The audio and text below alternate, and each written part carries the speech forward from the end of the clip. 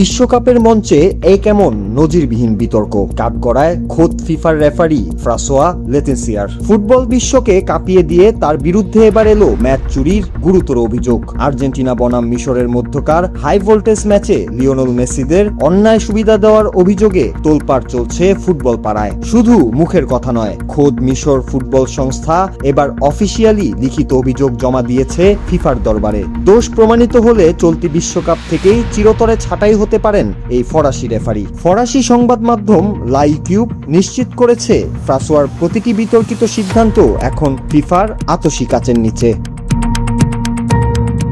ঠিক কি ঘটেছিল সেই ম্যাচে, যা নিয়ে এত ক্ষোভ? মিশরের দাবি ম্যাচে তাদের নিশ্চিত পেনাল্টি থেকে বঞ্চিত করা হয়েছে। ডি বক্সের ভেতর হামদি ফাতিকে ম্যাক আলস্টার ফাউল করার পরও রেফারি ভিআর দেখার ন্যূনতম প্রয়োজনও মনে করেননি। উল্টো সেখানে থেকে তৈরি হওয়া কাউন্টার অ্যাটাকেই আর্জেন্টিনার হয়ে তৃতীয় গোলটি করেন এনজো ফার্নান্দেস।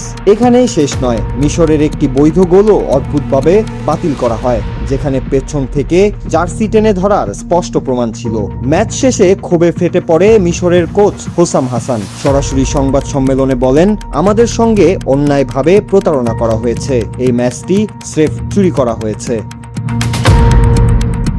তবে সবচেয়ে বড় বোমাটি ফাটিয়েছেন মিশরীয় কোচ নিজেই। তিনি সরাসরি আঙুল তুলেছেন বিশ্ব ফুটবলের সর্বোচ্চ নিয়ন্ত্রক সংস্থা ফিফা এবং লিওনেল মেসির দিকে। হাসান প্রশ্ন তুলেছেন, বিশ্ব চ্যাম্পিয়ন আর্জেন্টিনা আর লিওনেল মেসিকে টুর্নামেন্টে টিকিয়ে রাখতেই কি পর্দার আড়াল থেকে কলকাঠি নাড়া হচ্ছে? তার বিস্ফোরক দাবি, ফুটবল মাঠে এমন কিছু অদৃশ্য বাইরের শক্তি কাজ করেছে যার সামনে কোনো কৌশলই টিকতে পারেনি। আর্জেন্টিনাকে জিতাতে ফিফা সব রকম সাহায্য করেছে বলেও অভিযোগ তোলেন তিনি। মিশরের ফুটবল প্রধান হানি আবু রিদা ফিফাকে সাফ জানিয়ে দিয়েছেন, এই রেফারি প্যানেলকে যেন বিশ্বকাপের আর কোনো ম্যাচ পরিচালনা করতে দেওয়া না হয়।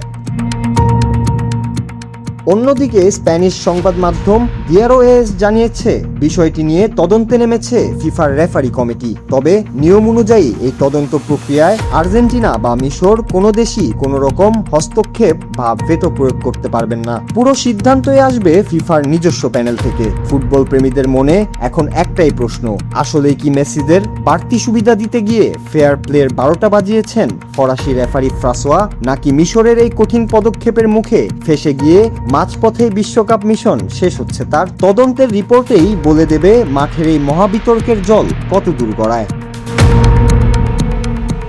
Desk report, 24 hours Bangla.